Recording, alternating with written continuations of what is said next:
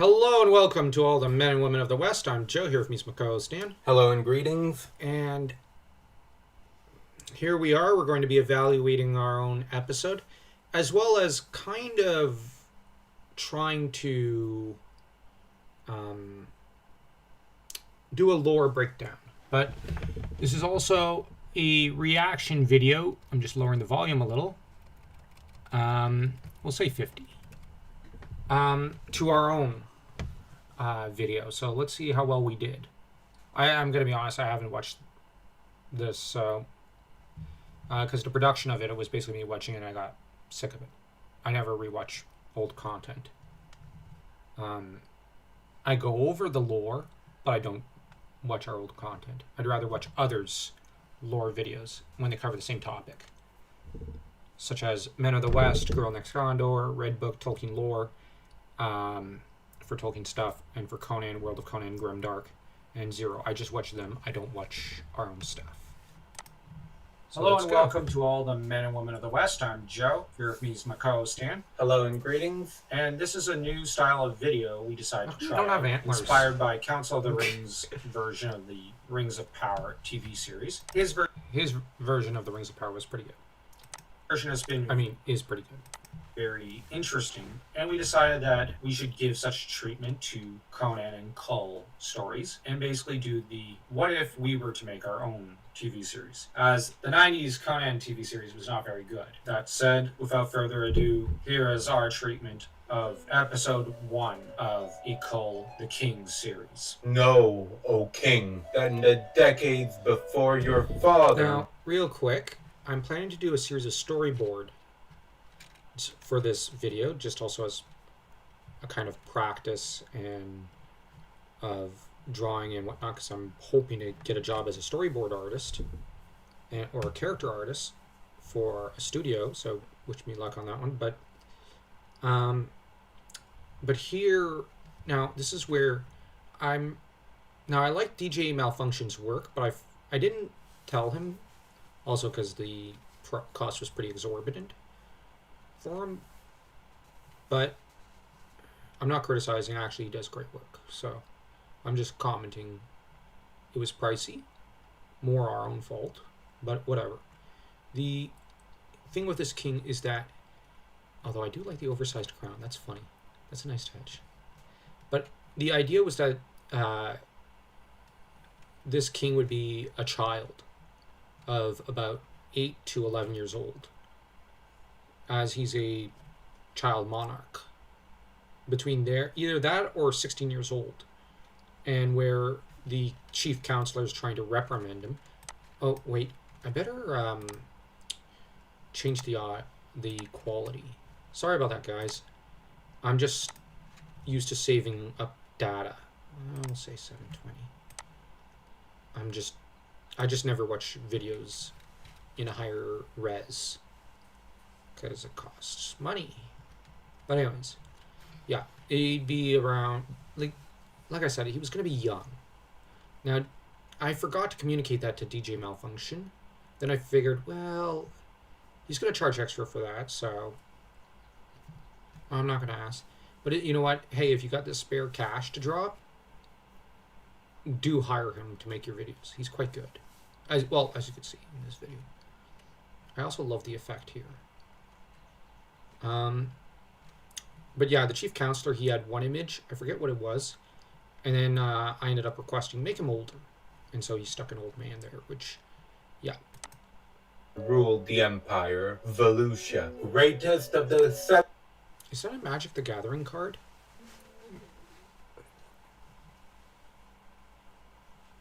Looks like it. Yeah. I think he just put some great looking art, like from Egypt, and put it in there. Yeah, it looks like Egypt.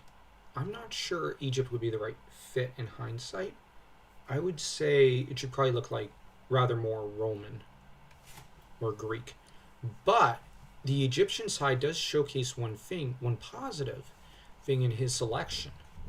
It looks rich and foreign compared to what we would be accustomed to here in the West. And you know what? I really like the statues in this. I would really have a hard time and I like the river running through it. I believe Volusia does have a river running through it, a bit of its own Tiber or Nile running through it.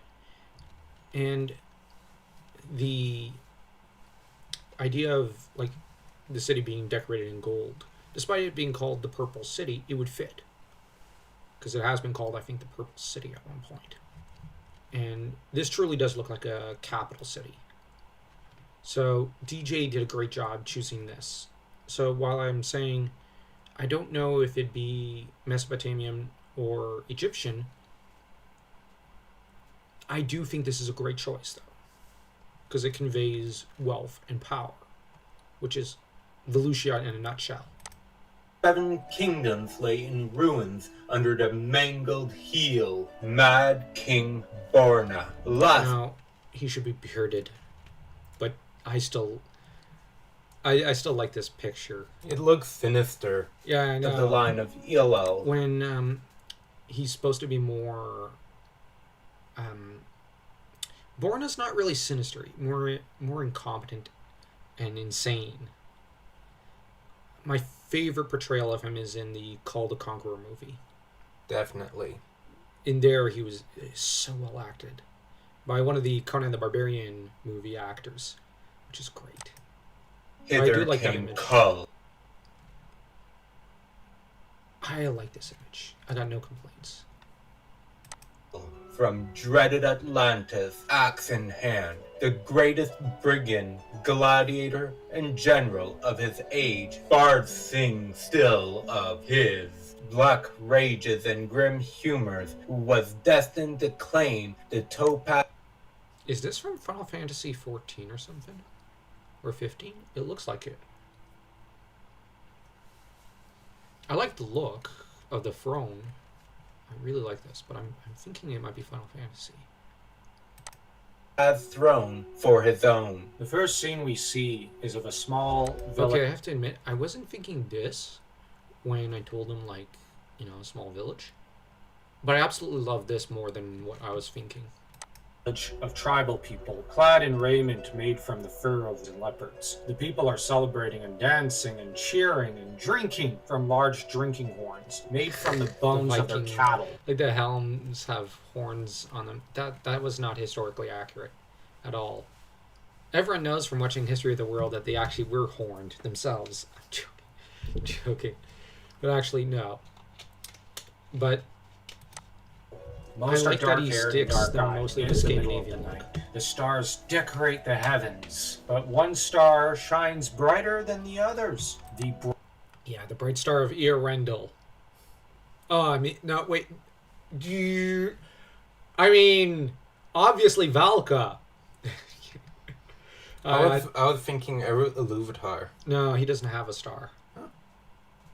Yeah, you would know that if you properly read the Silmarillion, Dan.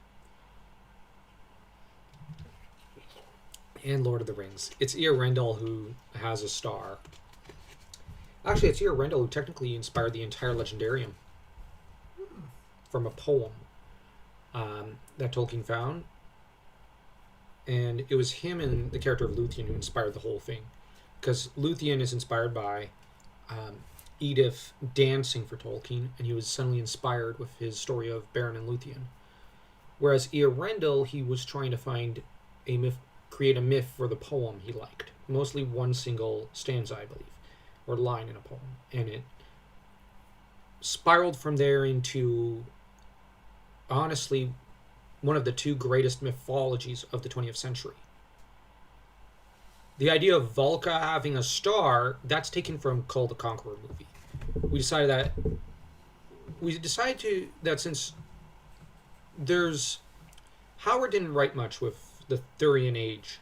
We decided that if it doesn't contradict him, we can borrow from the movie, the novelization of the movie, and the comics.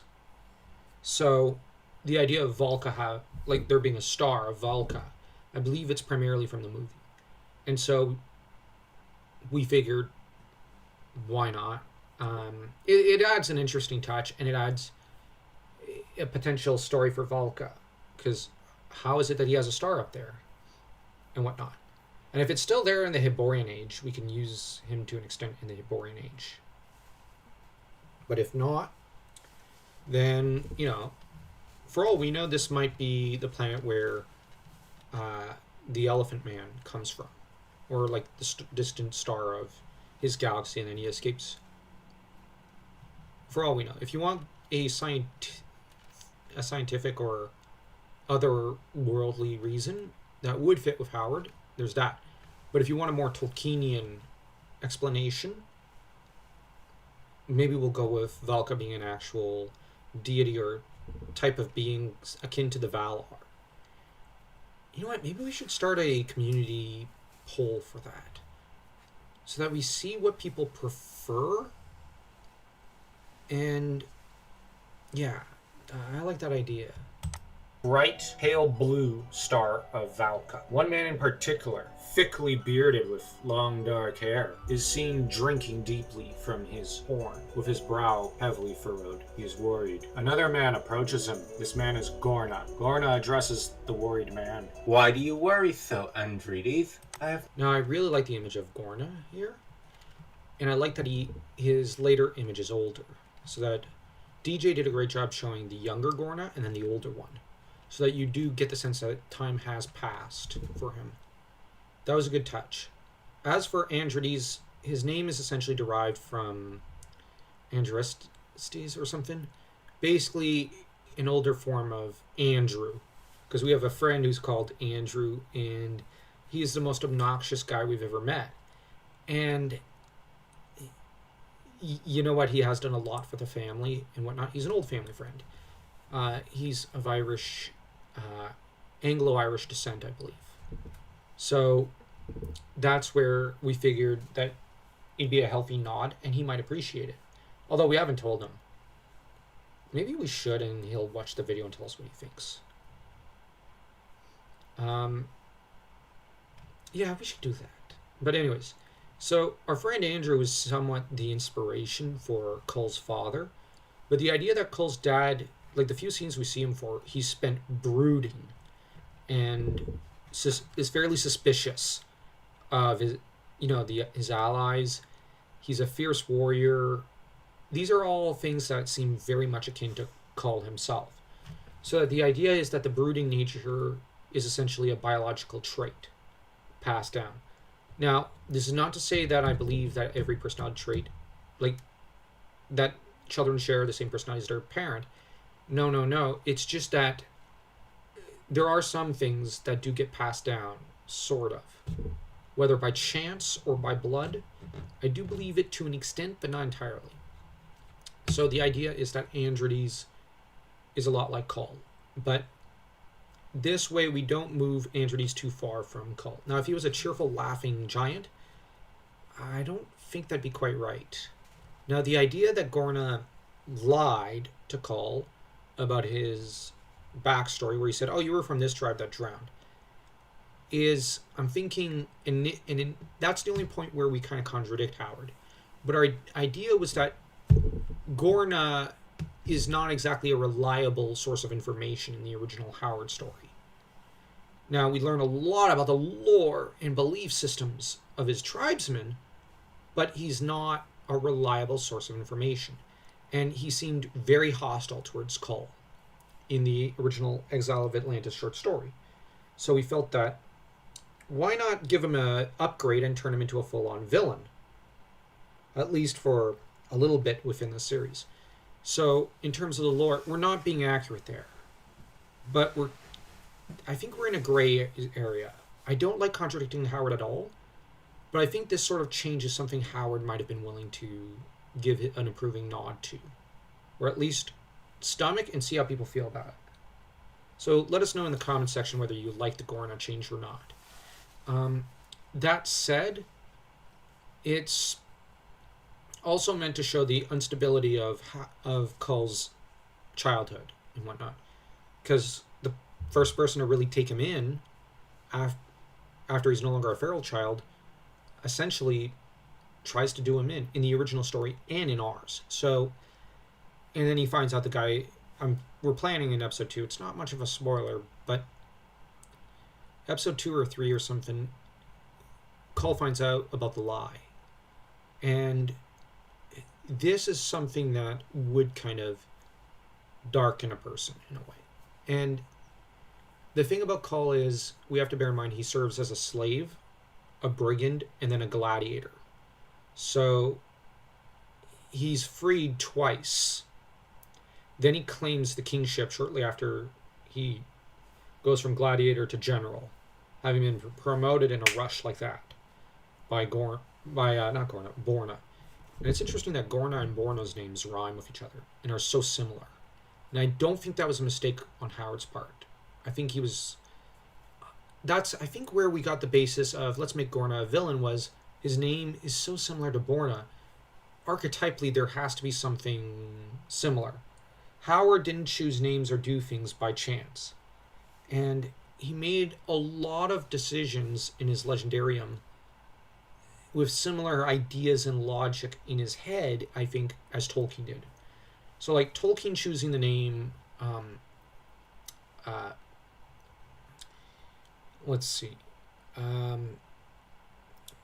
Sam, or even Turambar, there are very good reasons for that.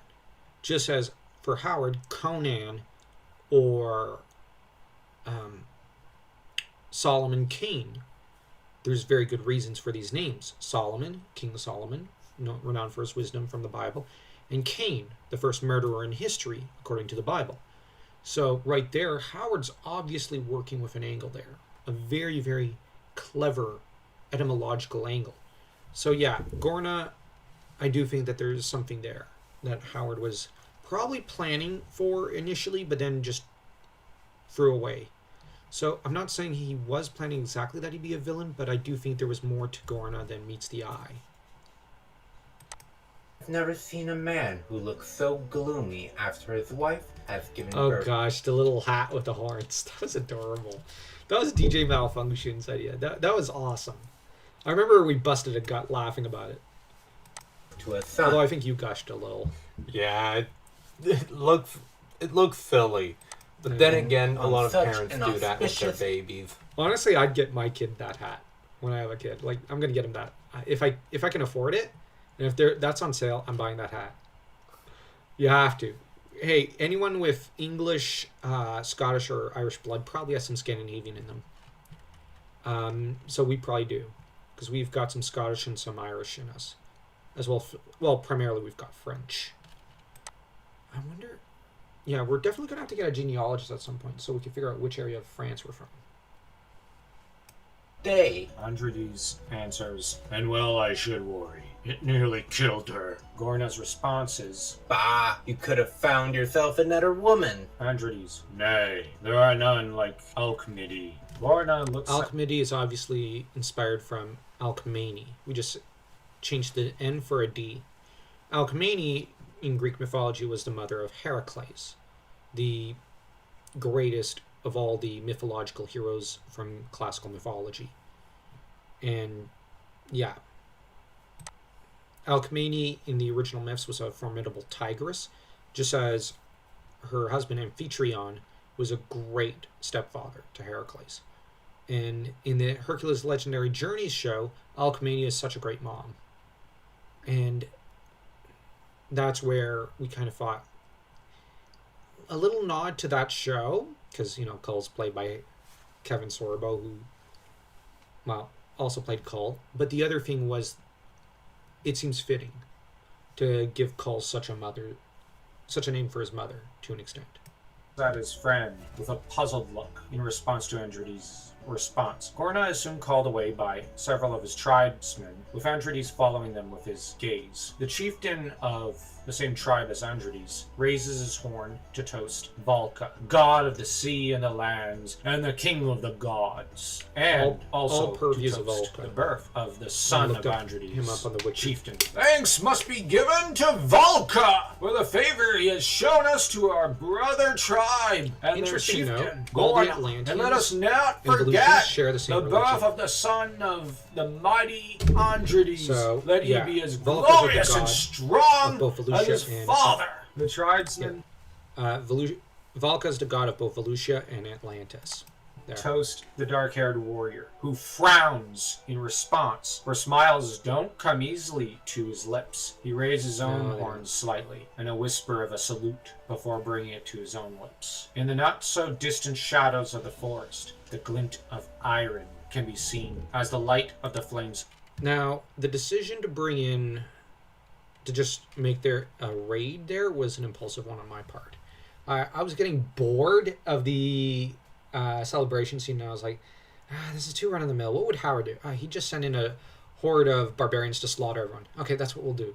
And I remember you were like, I think you ended up going, oh, okay, sure. You caught on quickly to what I was thinking while I was making it up on the spot. You were like, okay, I think I know where this is going. Well, I was just kind of still going off in my own head a little. Because I was dictating and he was typing. Although I think there are a few parts I typed. I can't remember. But usually I dictate, you type, and then you correct, then I correct, then you correct again, and then I correct with you, and then... Like, that means... I think we go through, like, on joint projects, like, what, 5 or 6... No, yeah, I think it's like 5 or 6 drafts before we're satisfied. Now, bear in mind, this is not like writing a novel where it's like, it's a lot more drafts. So for, like, this series and for, I think the movie script we wrote, we only had 3 drafts? Like, one... Well, I think it was only maybe 1 or 2. We didn't... But that thing we got satisfied with real quick because it's pretty well written. But this one, I think we went through like 6 drafts before we were satisfied. Yeah, that sounds about right. Because we keep going over every sentence and then correcting it and whatnot, like 5-6 times. And I consider that basically 5-6 drafts because we're basically going over it over and over and over again, sentence by sentence. So, yeah. Flickers off the metal of the weapons. The leopard-clad warriors exchange sinister smiles as they They're not in leopard furs.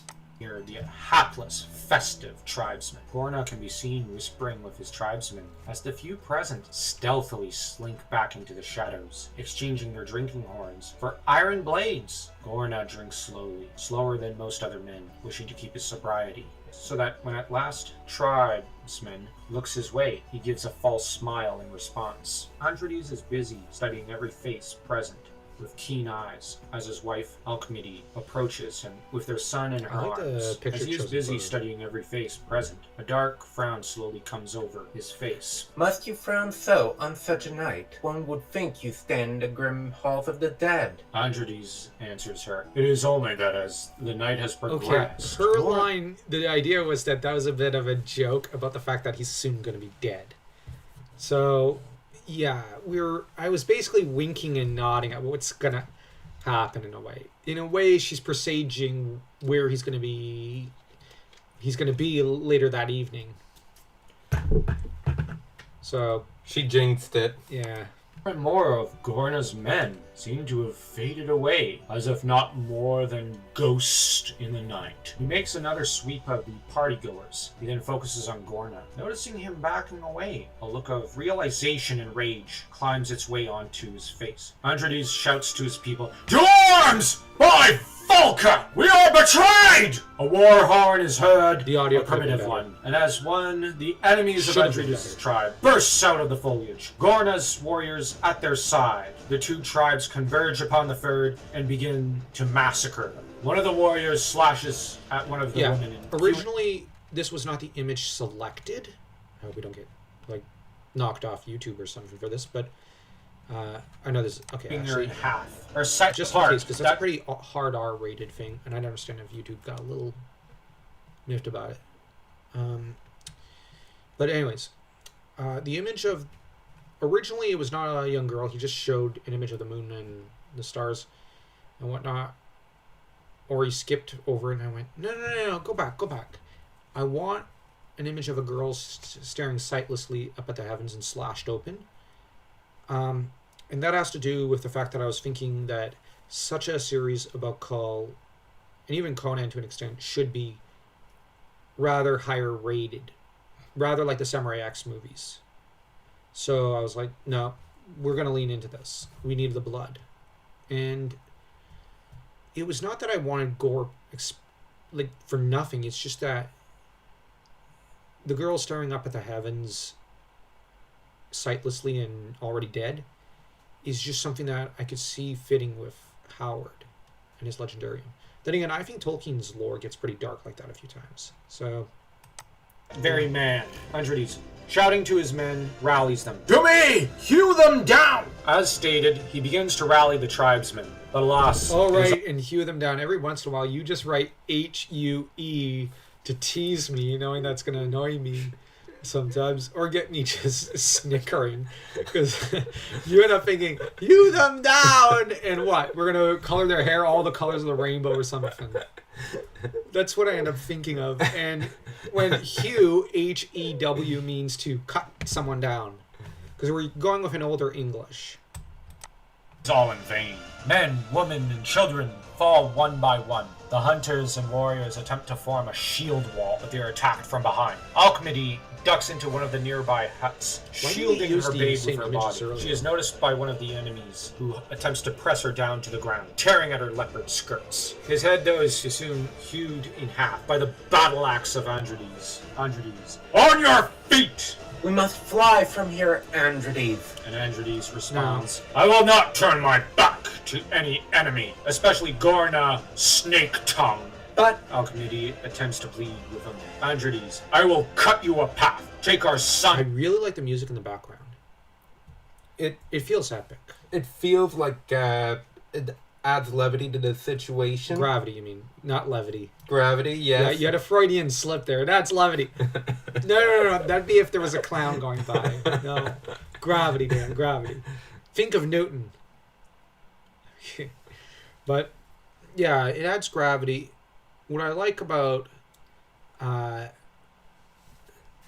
the we must fly from here. Now, that was us nodding to the fact that it used to be, like, take flight or fly, you fools, as, for example, Gandalf says. That's a very famous line. And the idea is not for them to literally fly, but to run. To fly from danger, for example, meant to flee. So this is slightly older English that Howard and Tolkien both used. And yes, to anyone who's not familiar with Howard yet, he did do a lot of older, like Victorian era English, because he was from the same era. Into the river. By now, there remains but a dozen warriors left alive. Andredes charges those who struck his line of warriors from behind, cutting down 3 men, one after another, with the same number of axe swings, before yelling over his shoulder, Go! Now! Alchemy takes flight, grabbing as she goes a basket, before running downhill. This looks Down so the path, funny. she races Yeah, for several very, minutes. Therefore, she arrives at the river in question, panting. The basket is full of apples. Glancing over her shoulder, fearfully, Alchemy swiftly puts the basket in the water. I don't know why it was so important that I say the basket is full of apples. I think I was just thinking she just grabbed a random basket. But symbolically, why does it have to be full of apples? That's something that I'm kind of puzzling over. Because I said, it has to have apples in it. You just copied without thinking, I think. And I just haven't thought about it since, and now I'm like, why apples? Apples symbolically can signify sin, but they also signify like knowledge, like the tree of knowledge, and eternity to an extent, or like eternal life, because the tree of life and death, the tree of knowledge of good and evil and whatnot.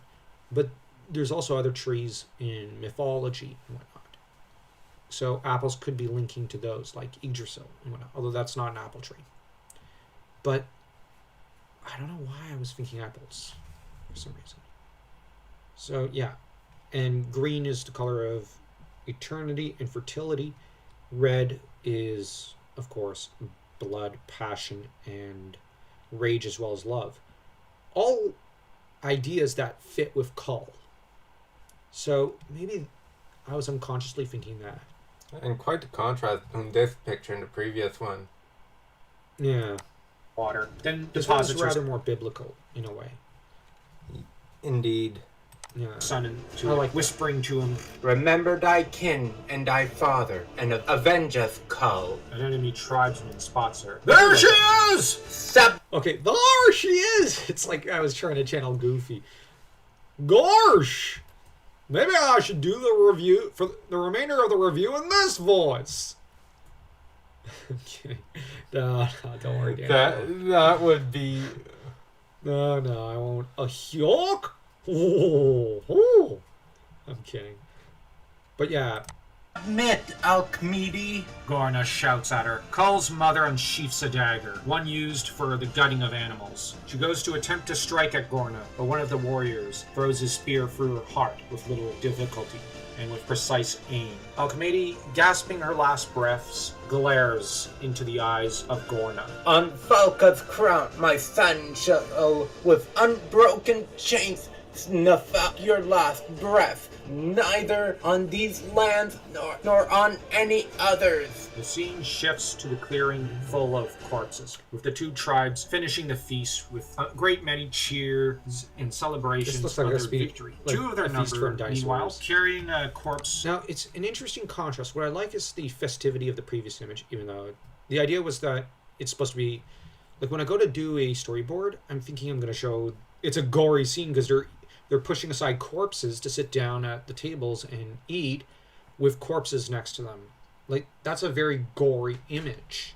But it's a sort of thing Howard kind of leaned into with his Hyborian... Well, yeah, his Hyborian Age and Thurian Age stories, as he didn't shy from the barbarism of, well, barbarians.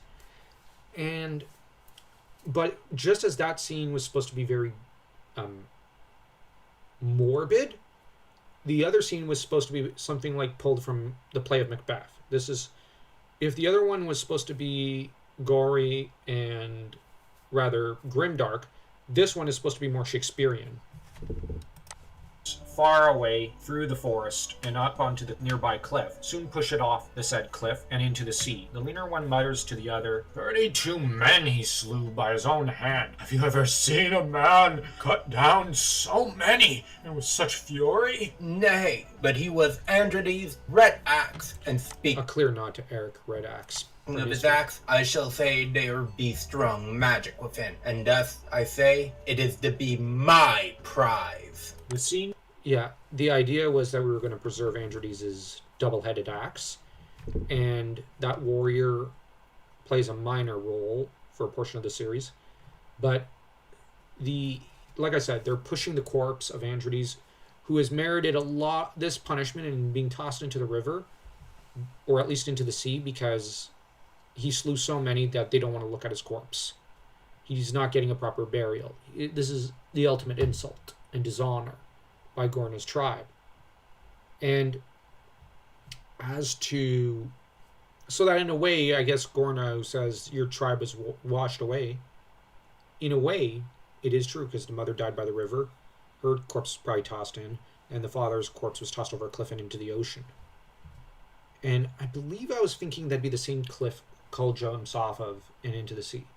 So that it's supposed to be like a nod there. And that, in a way, Kull's following his father. On the other hand, I think that's what I was thinking. I'm not sure. Maybe we'll go with that going forward. But, yeah, the scene was supposed to be like something pulled from Macbeth. One of my favorite Shakespearean plays, because I love reading Shakespeare. Although, sadly, I've not read him in, like, I think a year. I should go back. Maybe we need to actually aim for 25 channels, like World of Conan is always teasing us, and start a Shakespeare channel. Oh, but that means we also have to start a French reading channel, because there's books I want to read in French. So yeah, we've got a lot of other channels we have to start.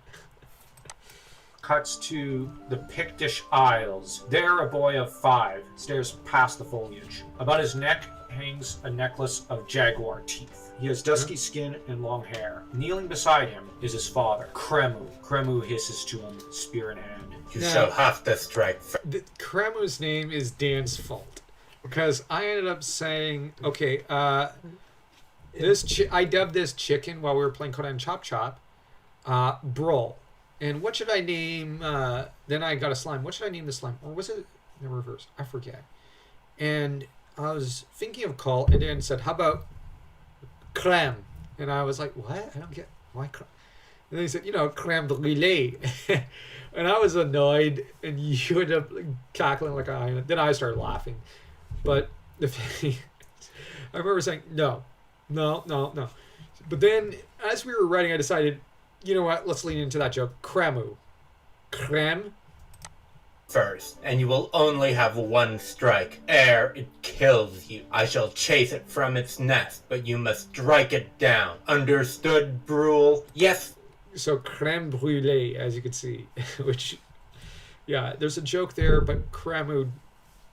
Father. Tell us The what boy you is think. as calm as he could be. But we Remy wanted to make him a serious character. Stealthily through the foliage, as calm as a jaguar on the prowl. Kremu's spear flashes through the air of the early morning. A startled cry and roar echoes across the jungle as a not yet full-grown leopard leaps out of the trees towards Brule. Where most boys might shrink, cower, or hesitate, Brule does not. With a roar that brings to mind a once caged lion newly unleashed, he strikes out with his own spear, stabbing the beast through the throat. The leopard takes a swipe at the boy in spite of the small spear that has gouged its way through its throat, striking with its grisly claws. But Brule is faster, letting go of his spear, leaping back when suddenly a spear stroke pierces the feline's heart from behind. It is from Cremu. The warrior stands on a I like how nearby grand he branch. looks there. With a grunt, Cremu descends from the tree, approaches and kneels down, pulling out his son's spear and his own from the carcass, only to then scowl at the boy. Never let your spear go unless you intend to throw it, and even then, you must not allow your enemy to survive such a blow. Brule's blue eyes flash with anger. If I were to keep hold of my spear, then its claws would have gouged me. And well, they should have. Only cowards let go of their weapons, and only cowards make excuses for their folly. And you are no coward, or am I mistaken? Brule answers. No, father. Good. Next time, I will not save you, and you will not make excuses. Cremu walks past his Now, son, hardly Brule, as everyone knows from the Kull stories, is one of the coolest, most fearsome warriors there is. He is truly the warrior archetype in his fullness. No one fights like Brule, except maybe Kull, and even then to an extent. Well, of course, Conan outfights both of them, but He's Conan. But outside of Conan and maybe Valyria, Brule might be the best warrior in the Legendarium of Howard. But the idea is, how did he become that great warrior? So the idea was that Cremu would be a great warrior himself, unparalleled in the Pictish Isles, just as Andrides was an unparalleled warrior of Atlantis. So that both Kull and Brule are the sons of great warriors, and thus have great fathers to live up to. But where Kull would succumb to the same gloomy nature as his father, Brule doesn't. But that said, the idea is that we kind of ask ourselves, how would someone like Brule come to be? And I figured that maybe his father was a bit of a drill sergeant with him. But the idea was that the character was inspired by Kerchak from the Tarzan movie. And yeah. So we have a very gruff character in Cremu. looking at Oh, and the Picts being portrayed as natives, there are times when I think the art has been shown that way with Kull. With Kull generally being portrayed as Caucasian, primarily of Irish descent, which is apt because Conan's supposed to be of similar descent. So the idea is to kind of contrast the Picts from the Atlanteans. him, the leopard thrown over his shoulder, and his spear in the other hand. Brule, for his part, sighs in frustration, only for something to catch his attention, and for him to stare past the foliage and into the shadows, where a pair of small feline eyes stare back at him. Those eyes blink first. Cut to a she-tiger. That was just a nod to how awesome Brule is. That at 6 years old or something, he just death glares something like a tiger or a leopard into submission, where he's like, I'm not looking away first. It blinks first. Like the old thing, those who look into the shadows long enough are consumed by it. But the idea of Brill is he's so awesome. He stares into it as a kid, and the darkness blinks and turns away. Because he's Brill, the Spear Slayer. Sorry, like, even though he's Kid Brill, we decided he should still be awesome. Because I think he's one of our favorite characters from the Kull era. Definitely. But I still think he should be a kid and thus inexperienced and trying to please this father of his who's just never satisfied. Which is That is very staring natural down. for children at that age. Yeah. But once he's a man grown, I don't think he's going to hunger for that quite as much. In some ways, yes. In some ways, no. The mewling baby Kull. She studies him It's for like his some head time, with pops several out of her once the kittens eye. a short distance behind her. She soon leans closer to him, taking several sniffs, before at last laying down one lick upon his brow. Understanding that the newborn is hungry, she soon steps forth so that he is level with her chest, and that he may suckle from her, in a manner reminiscent of Romulus and Remus, suckling upon the she-wolf that found them. Good to say. Now, my original plan was to show an image of the she-wolf, but I think DJ was thinking best censure that, which, fair enough. You never know if, well, YouTube. Not bashing there, I'm actually thinking sometimes you do need to restrain yourself a little. On the other hand, the idea with the she-tiger is that Kull was raised amongst wolves and tigers. He ironically has more in common with Mowgli than probably any other literary character, at least in terms of his childhood. But the difference is from Mowgli is that I don't think Mowgli goes on to become an emperor. No. So Kull's a much more remarkable character in some ways. I'm just saying in some ways. But Kull's also, I'd argue, Mowgli probably ends his days maybe with a wife and kid. Kull seems incapable of happiness in some ways. Because he's just such a brooding character. 7 years later. Yeah.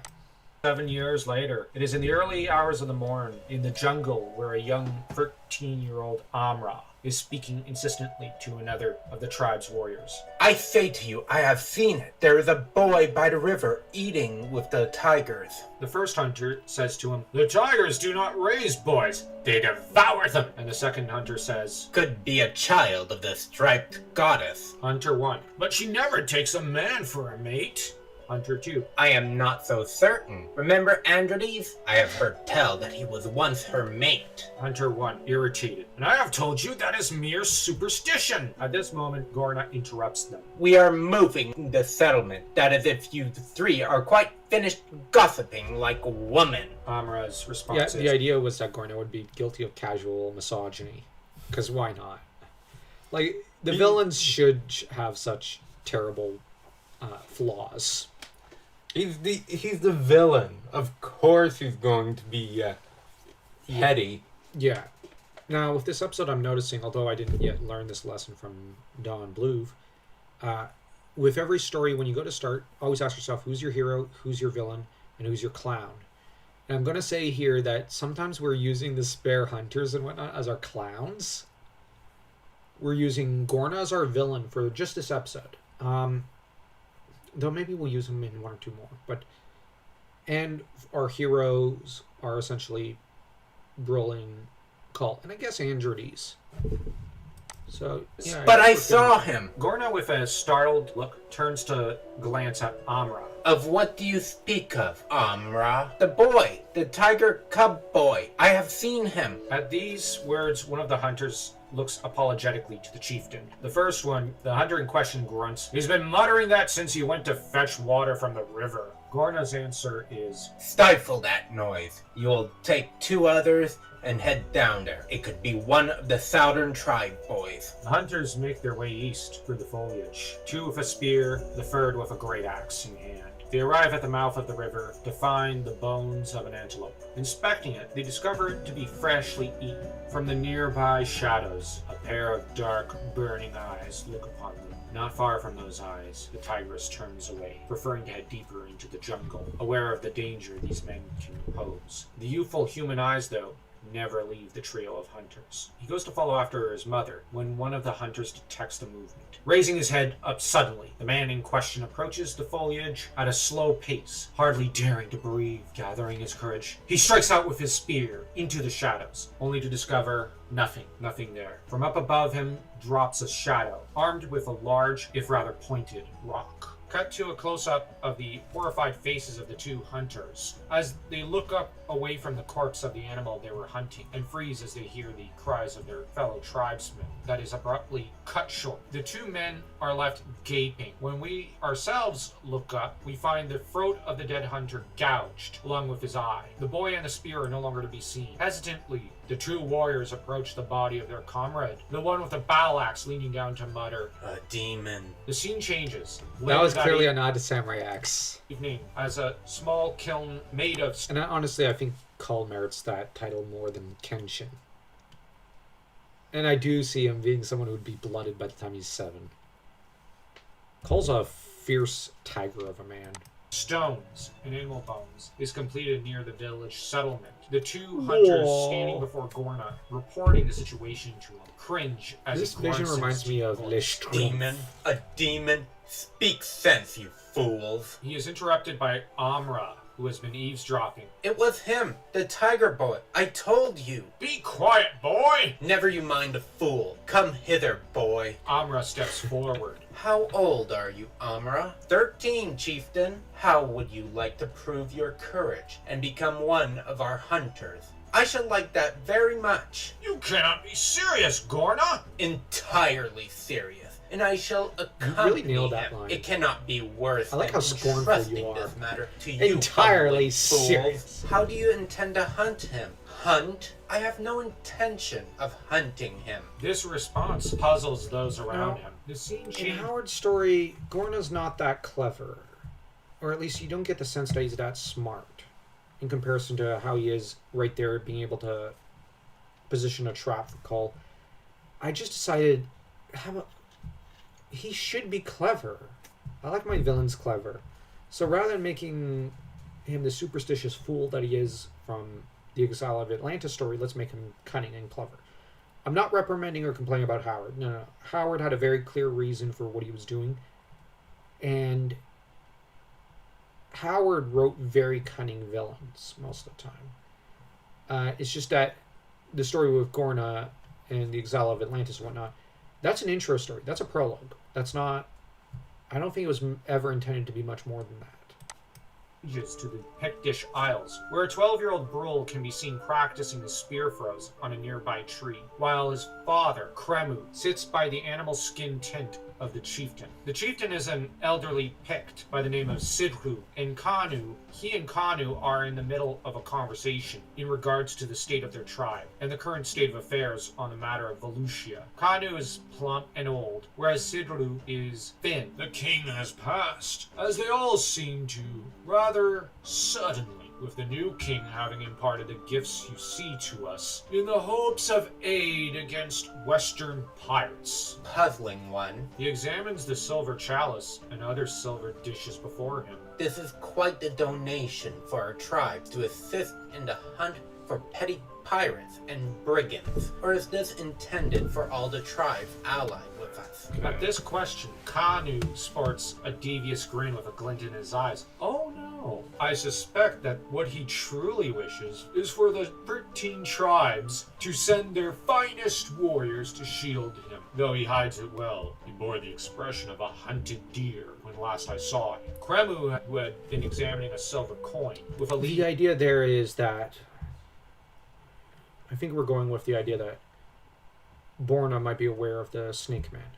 And if not, he's aware that his court is always out to get the king. And that he who wears the hollow crown keeps deaf his court, as Shakespeare might put it. So he's claimed the crown from his predecessor, but it's at a cost of his sanity. Because what is a good night's sleep worth? As Batman, I think the quote is from Batman, the animated series. Which was a good quote. Face on one side and a flying dragon on the other. He says with a scowl on Now, the black dragon is a symbol of Volusia, and the face on the coin is supposed to be born. A newly minted gold coin or bronze coin or whatever. Yeah. This is in a nod to Rome and how they minted their coins for the most part, with the Roman emperor's face on it. But in regards to Conan, Aquilonia's coin are lunas, I believe. So you'd have probably a symbol of the moon, or with Mitra on one side, maybe the monarch on the other. That's what I think the coins would probably look like.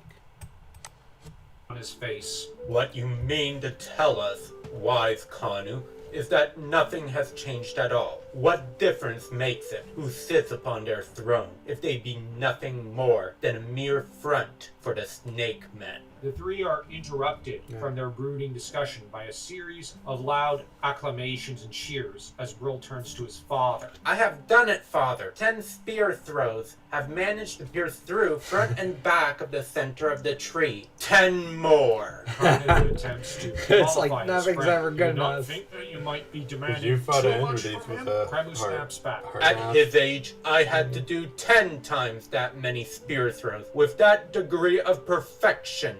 Oh, come on. And yet that very same precision did little to save your father, Kremu. It takes more than that to make a fine warrior. It takes wits. Kremu grunts back. Wit my son has aplenty, but what my son needs is a firm hand to mold him into all that he can be. Kremu, once he is satisfied, Yes, returns Sergeant his Kremu. attention back to the elders in order to converse with them further. We ought to maintain a wary eye. This could well be a trap. Kanu snickers a little. I see your own wits are as swift as your spear. I noticed the vast gifts given by Borna to the other Pictish ambassadors. Some spoke to him in private far longer than I dare say we should maintain an eye on the other tribes, and upon those not part of the 13 tribes. It's just tricky because the dog's at our We feet. ought to keep an equally fruitless gaze on the Yeah, Atlantean he keeps pushing your tribes. feet, right? Brill can be seen eyeing the three old men from the corner of his eye. Brill is before he listening focuses once more on the tree trunk in front of him, throwing his spear with perfect aim. Just as the spear strikes true, the scene cuts to the dark night, and where meat can be seen roasting on a campfire. Amra and Gorna are seated on different sides of Roasting the on said an open fire. fire. Confused by the lack of action on the part of the elder, Amra asks him, Now, I the do not original see. art for Amra and Child Cull were basically full-grown adults, and I was confused by that when Malfunction first showed it to me. And then later, he had the same art for them when they were full-grown. So I insisted, no, let the kids be kids, portray them as children. I don't want that. The biker boy. A fully Gorna bearded replies 7-year-old? You will, No, you no. will. For no youth can resist his desires. As he is speaking, from the foliage, gazing at them, is the youth in question. He stares at them uncomprehending, unable to understand why they are merely sitting there. He fingers his newly acquired spear. Little does he realize the trap. that he is falling into Gorna's trap. Another piece of the meat of his teeth, with Gorna launching I'm just a series skipping of ahead blows, because knocking the child unconscious. Yeah, Amra here attempts to stop him, calling out he his made name. Gorna He's thrown so aside buff. It's kind of funny. as Gorna continues to unleash his Like, ra- look at him. Initially, we imagined him much more like Jafar from Aladdin. Yeah. But instead, he turned into Buffest guy ever. who could probably arm wrestle the Hulk. Yeah. But yeah, we don't support child abuse. It's just Gorna supports it. And maybe this helps us because it poses a threat to Kull later on. No, Cull's still gonna take him out easy. Yeah, true. wrathful blows upon the unconscious boy. After a couple of minutes, he stops while huffing and puffing like a worn animal. Gorna snarls. He huffed and he puffed and he committed child Rope, abuse. you idiot! Amra goes for the rope and presents it to Gorna, who swiftly binds the child's wrist. Is and Amra with floating? Amra asking Yeah, him a I question. think so. I never noticed that Or his before. parents. Gorna says quietly and yet thoughtfully. That I do not know. Likely came from further downstream from the south, but he is swift and already Ready, blooded. Picking the boy up, he takes him away from the clearing. The next scene shows the boy bound to the pole in the middle of the settlement. Snarling, he is suspicious of all those around him. One of the women asks of Gorna, "Who is he? Where did you find him?" She looks like a Amra dude. answers excitedly. I did. I may not be one to boast, but I aided in capturing I him. love how he Gorna brags. scornfully says, The He humble empty-headed brags. fool did nothing. Amra deflates, looking hurt. Yeah, and Gorna's annoyed as one of abusive. the women asks uncertainly. What is to be done What with a him? jerk. And a Let the hunter kid says, claim We have to credit. kill him or feed him to the tigers. And the hunter with the battle axe replies, But they are his kin. Likely they will free him and come at us with a vengeance. another hunter He's asks, so super "What is to be done, fastidious. Gorna?" Gorna is studies to the be boy, done, recalling Gorna? the memory of a Yeah, woman I was called thinking there to just be a little comedic in that you've got like a portion of the village panicking over pretty much nothing. baby Kull, and he smiles. Ask of our brother tribes if they have misplaced a child. If not, then we claim him as our own. One of our own, but Says one of the hunters. The youth is no older than 4 or 5 summers, and he is That's because he's not properly fed. And because children who are not properly fed don't grow as much. So we were thinking, although he's 7, he looks like 4 or 5. already blooded. Imagine him fighting for our tribe. When full grown, A woman comments, "I can only think one of us will have to take care of him. He must be mute. Are we to teach him our ways? And what are we to call him?" Amra says eagerly, I can teach him to speak. May we keep And he has a puppy. Yeah. I just noticed that. I like that dog, that retriever. Basically went and found himself a dog in the meantime. Yeah, in the And I- shape of a tiger boy. Yeah, yeah. I love the idea that Amra is basically like, can we keep him?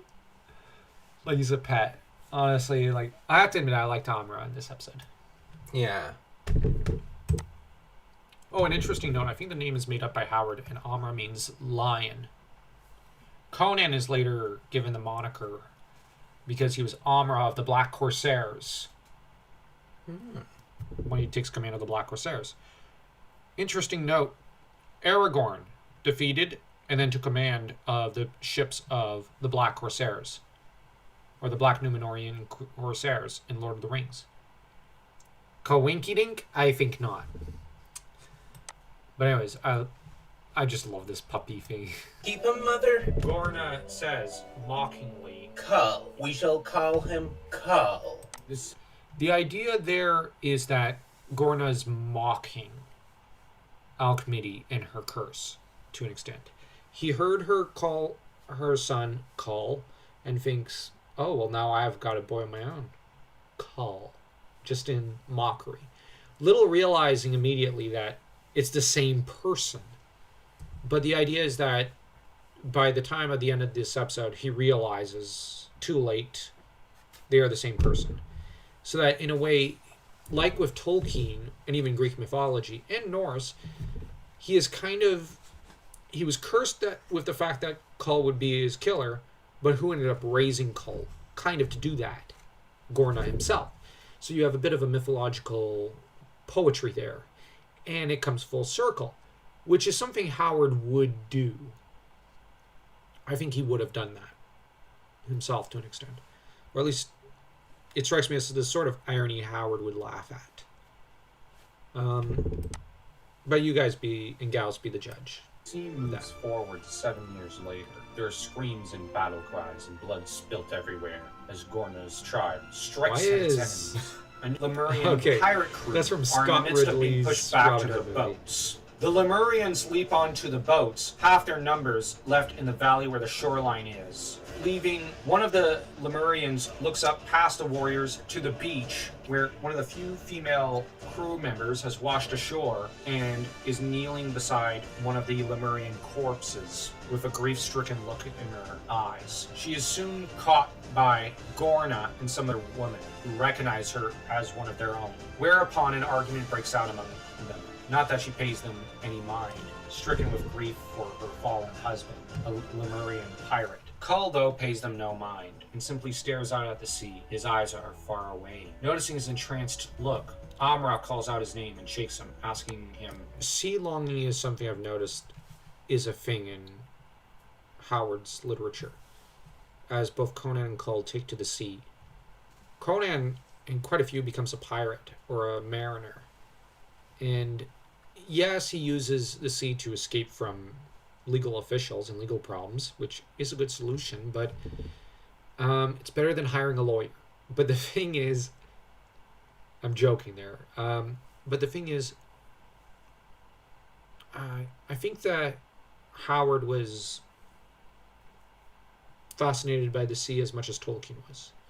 And I think that given the important role it plays and how his characters often end up taking to it and are fascinated by it, much as Tuor, Earendil, and the elves of Tolkien's Legendarium are, I just figured this would be a fitting scene.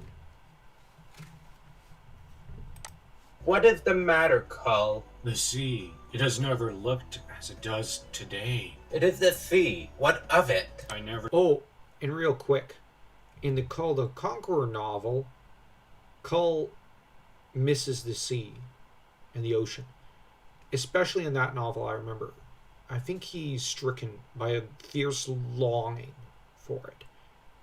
So much so that he's not happy to an extent until he's pretty much setting out for the sea again. And this makes it, they basically really leaned into the writer there really leaned into the sea longing and whatnot. And this in spite of the fact that he resented his father for abandoning him as a kid. And that's in that novel. But Kull ended up still being gripped by love for the sea, despite what it took from him. I never knew it could look and sound so apart from all else. I have never felt thus since I ran with my mother and my brothers and sisters in the jungle. Far away from the warriors, Gorna calls out to them, praising their courage and telling the men to continue with the hunt as they were. All are free to proceed as they please, save Kull, who stares at the sea. It feels as though Valka himself is calling me out to the sea. The scene cuts to a campfire on a cliff where Gorna, Okay, in Amra, hindsight, and I'd Kull probably give Amra a line there, right? Or something, and just extend the scene a little if I could go back in time. Because I think that was a little too abrupt. Yeah. I'm not sure how I feel how that scene ended. are seated facing one another, with Kull visibly unimpressed and displeased with Gorna and Amra visibly irritated. The sun was setting. A last And then you are blood hungry. broke in the older man. Amra, have done with your bantering and cut that was us a mistake food. there. Night began to Nice. fall. The stars blinked out. Over the shadowy hill country swept the dusk I love wind. this. Far off a tiger roared. This is beautiful. C'est si belle. Regarde ça. C'est une Yeah, magnifique Roared image. suddenly. Gorna made an instinctive motion toward the flint-pointed spear which lay beside him. Kull turned his head, and a queer light flickered in Yes, his a cold jet. gray eyes. The striped brothers hunt tonight, He's just said moaning a he. little. They worship the rising moon. Amra indicated the east, where a red radiance was becoming evident. Why? Asked Kull. I only skipped The ahead moon 'cause discovers them to their prey. We've read and this their story a enemies. few times. Once many hundred of years ago, a king tiger pursued by hunters called on the woman in the moon, and she flung him down a vine, whereby he climbed to safety and abode for many years in the moon. Since then, all the striped people worship the moon. Said Gorna. I don't believe it, said Kull bluntly. Why should the striped people worship the moon for aiding one of their race who died so long ago? Many a tiger has scrambled up Death Cliff and escaped the hunters, but they do not worship that cliff. How should they know what took place so long ago? Gorna's brow clouded. It little becomes you, Kull, to jeer at your elders or to mock the legends of your adopted people. This tale must be true because it has been handed down from generation unto generation, longer than men remember. What always was must always be. I don't believe it, said Kull. These mountains always were, but someday they will crumble and vanish. Someday the sea will flow over these hills, Enough of this blasphemy! cried Gorna, with a passion that was almost anger. Kull, Now I think there's a bit of pathos there, and that the idea one day this land will be under the sea is something that Howard, who believed in the drift theory of continents, I think that the idea there that when Gorna freaks out is that, like, people always get scared of that sort of thing. But on the other hand, I'm of the opinion that, who knows, maybe new lands will rise from the sea. And just as some lands will crumble beneath the waves. Both have proven true at times. You have volcanic eruptions that create new islands every once in a while over the course of history. You have, the island of Thura, I think it is, or something, crumbled, to pieces. Like, you've got some lands that drop, some lands that rise. But just as some civilizations rise, some fall. Everything is in motion. Nothing is ever fixed in place. And that's basically the idea. So Gorna, deep down, I think, believes it. But I think the fear stops him. So he's in denial. But anyways. we are close friends, and I bear with you because of your youth. But one thing you must learn, respect for tradition. You mock at the customs and ways of our people. You whom that people rescued from the wilderness and gave a home and a tribe. I was a hairless ape roaming in the woods, admitted Kull frankly and without shame. I could not speak the language of men, and my only friends next time were we're the going to put tigers the name and the below wolves. the I know not who my people were, or what blood am I, That matters not. broken Gorna. For all you have the aspect of one of that outlaw tribe who lived in Tiger Valley and who perished in the Great Flood. It matters little. You have proven yourself a valiant warrior and a mighty hunter. Where will you find a youth to equal him in throwing the spear or in wrestling? Broken Amra, his eyes alight, Very true. said Gorna. He is a credit to the Sea Mountain tribe, but for all that he must control his mouth and learn to reverence the holy things of the past and of the present. I mock not, said Kull without malice, but many things the priests say I looks know like to be Tarzan. lies, Kull or I've here. run with the tigers, and I know wild beasts Kidding. better than the priests. Animals are neither gods nor fiends, but men in their way without the lust and greed of man, More blasphemy! cried Gorna angrily. Man is Valka's mightiest creation. Amra broke in to change the subject. I heard the coast drums beating early in the morning. There is a war on the sea. Volusia fights the Lemurian pirates. Evil luck to both. Grunted Gorna. Kull's eyes flickered again. Volusia, land of enchantment. Someday I will see the great city of wonder, Evil the day that you do. snarled Gorna. You will be loaded with chains, with the doom of torture and death hanging over you. No man of our race sees the great city.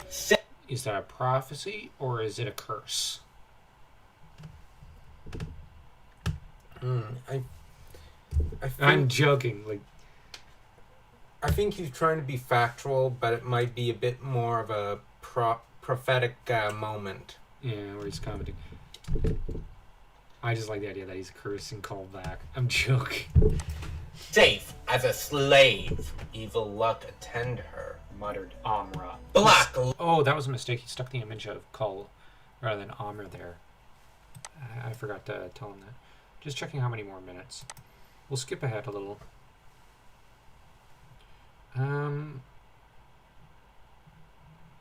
We're just skipping ahead because, yeah, there's not much to comment. Like, you have quite a bit of commentary here that, like, the dialogue is just taken from Howard's story, and we didn't do any descriptions or anything because far be it for us to correct Howard. So Far away, the golden just went with melody what of the he trumpets. went with. Clouds of radiant gold floated over him. Then a mighty vista opened before his dream self. A great concourse people stretched away into the distance, and a thunderous roar in a strange language went up from them. There was a minor note of steel clashing, and great shadowy armies reigned to the right and the left. The mist faded, and a face stood out boldly, a face above which hovered a regal crown, a hawk-like face, dispassionate, immobile, with eyes like the gray of the cold sea. Now the people thundered again. Hail the king! Hail the king! Call the king! now that image just now was an image I just shared with him, but I think DJ Malfunction really liked it, so decided it has to go in. Which, good on him. It's taken from the Kull, I think the King comics, a miniseries by Dark Horse, which was a great run. Kull awoke with a start. The moon glimmered on the distant mountain. The wind sighed through the tall grass. Garna slept beside him, and Amra stood, a naked bronze statue against the We stars. should have gone with some Kull's like, eyes wandered to his scanty garment. As a a sound from leopard's Garna. hide twisted about his panterish loins. A naked barbarian. Kull's cold eyes glimmered. Kull the king. Again he slept. They arose in the morn and set out for the caves of the tribe. The sun was not yet Oh, they're high pretty when buff the broad for blue river kids. met their gaze, and the Yeah, crowd no, of wait. the tribe. No, wait. Amra should be full grown by this time. Kull's probably, what, 14 or 15? About that age. So, yeah, he's pretty buff for a Rose to teenager. Look! Amra cried out sharply. They burned someone! A heavy stake stood before the Yeah, caves. the Thereon was a young girl bound. The people who stood about hard-eyed showed no sign of pity, Allah! said Gorna, his face setting into unbending lines. She married a Lemurian pirate, the Wanton. Aye, broke in a stony-eyed old woman. My own daughter! Thus she brought shame on Atlantis. My daughter no longer. Her mate died. She was washed ashore when their ship was broken by the craft of Atlantis. Kull eyed the girl compassionately. He couldn't understand, why did these people, her own kin and blood, frown on her so, merely because she chose an enemy of her race? In all the eyes that were centered on her, Kull saw only one trace of sympathy. Amra's strange blue eyes were sad and compassionate. What Kull's own immobile face mirrored, there is no knowing, but the eyes of the doomed girl rested on his. There was no fear in her fine eyes, but a deep environment Doesn't of look heat. like the Kull's eyes at gaze all. wandered to the faggots at her It feet. looks- Soon the priest, who now chanted a curse beside her, would stop and light these with the torch which Yeah, I he now think held really in his bad. left hand. Kull saw that she was Butch. bound to the stake with a heavy wooden But chain. I actually The like what peculiar DJ thing which did there. was- I think yeah. he's cracking a joke about this story. Like, no joke. There's now the thing is we don't have the money for another video like this for a bit because this cost us an arm and a leg.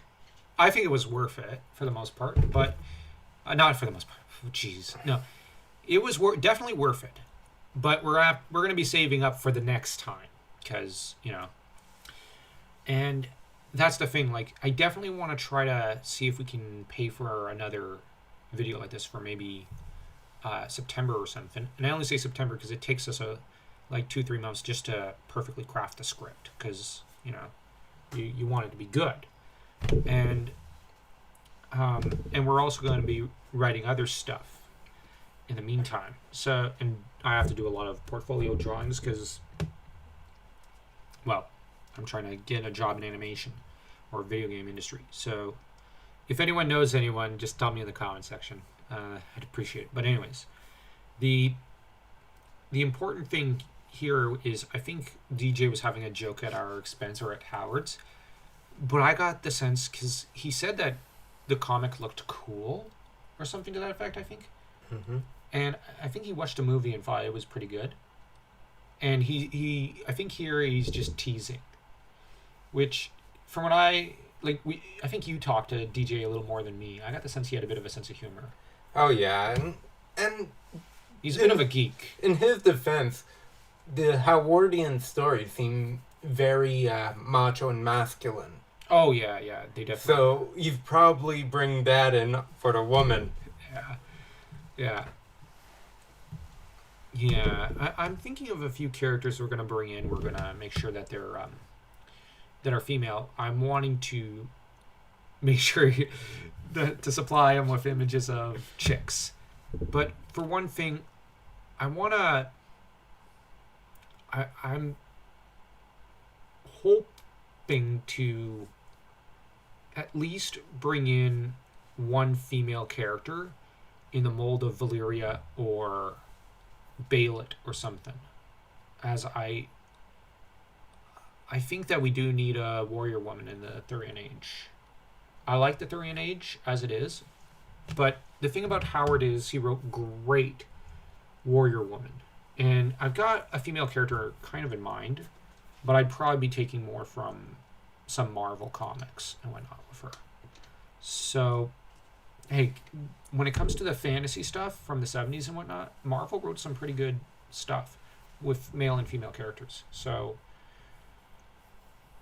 I'm kind of leaning towards that. And my hope would be to...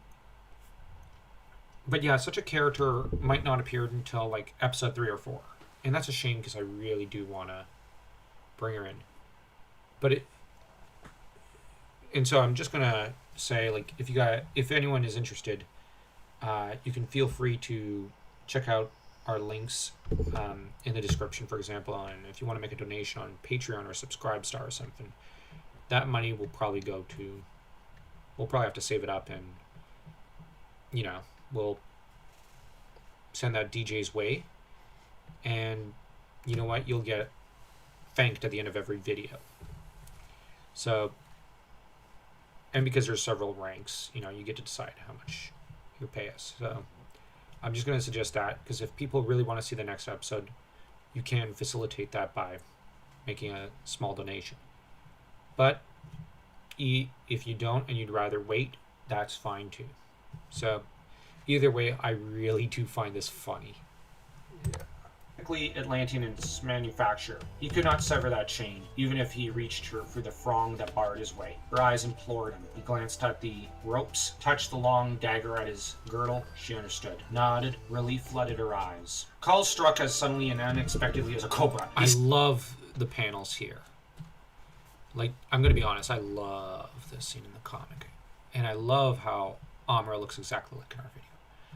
And the funny thing is, DJ basically chose his appearance, didn't know about the comic, then checked out the comic and went, oh, okay, I guess I don't have to make any changes. Which, this was a great thing, because he imagined Amra as being very blonde and whatnot. And Amra is! So I have to say, like, I think he was in tune with Howard quite a bit, actually. And of course, Kull looks great. This comic has such great art. We should do a review of this. I agree. Yeah, like, let us know in the comments section for that too. I just love this comic series. He snatched the dagger from his girdle and threw it fairly under the heart. But first we have to continue the Conan Dark Horse run reviews. It struck, killing her instantly, while the people stood spellbound. Kull wheeled, bounded away, and ran up the sheer side of the cliff for 20 feet like a cat. The people stood, struck dumb. Then a man whipped up bow and arrow and sighted along the smooth shaft. Kull was heaving himself over the lip of the cliff. The bowman's eyes narrowed. Amra, as if by accident, lurched headlong into him, and the arrows sang wide and aside. Then Kull was gone. He heard them screaming on his track. His own tribesmen, fired with a bloodlust, wild to run him down and slay him for violating their strange and bloody code of morals. But no man in Atlantis, and that means no man in the world, could it with Kull or the Sea Mountain tribe. I hope you enjoy.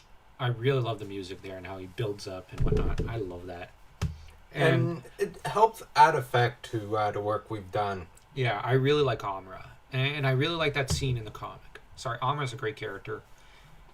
We're definitely going to be using him some more in this series. So, just to warn you, he's going to meet up with Kull again. Not immediately, but we're going to bring him later in Season 1. Because I really like his character. There's untapped potential there. And, yeah, what do you think of our Kull pastiche story? Now, this is just part 1. I'm hoping to expand into a series of pastiches and, like, a full series of, like, maybe 12 to 15 episodes. And where I'm hoping that, yes, there will be a political drama. That's all, like, with one story leading into the next, with Brull and maybe over in Volusia.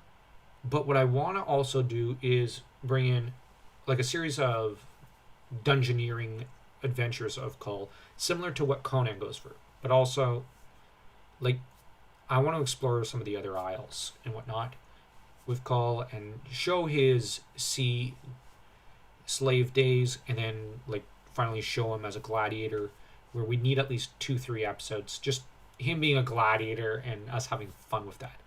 But before that, he'd have to be a brigand, and I'm thinking as a brigand he'd be more in a Robin Hood style, like steal from the rich, give to the poor, and where he'd be one with a code. And as a brigand, we would have to show him going into little ancient temples, maybe one of the snake men, and despoiling the place and hallowing it, which would anger them. And I'm not gonna spoil the whole thing, but these are just ideas I'm shooting off. But yeah, we've got a lot of ideas, and the idea of this Kull series is that eventually, after we've covered all the short stories and whatnot, because we have to cover everything, especially the Shadow Kingdom, we would basically end the series obviously, and then use that as a launch pad for a spin-off of Conan, where how would we do Conan, and yeah, what do you guys all think? But that idea, like I said, DJ is keen to continue this series, and I would feel bad to an extent if we kind of exclude them from further episodes. So I'm not going to be cheap, but on the other hand, I don't think we can afford him immediately, so we'll be waiting a little bit.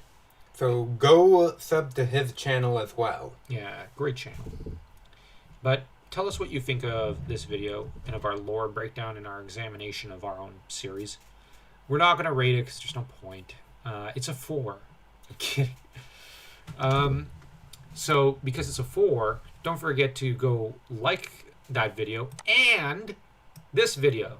So yeah, if you enjoyed this video, don't forget to smash that like and that subscribe button as though you were Kull taking down his enemies.